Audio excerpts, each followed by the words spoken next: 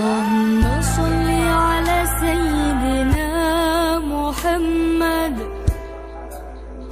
صلاة ترغب وتنشط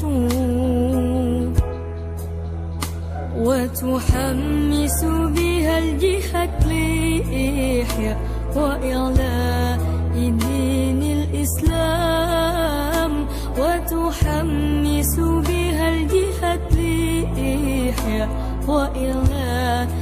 دين الإسلام. اللهم صل على سيدنا محمد صلاة ترغب وتنشط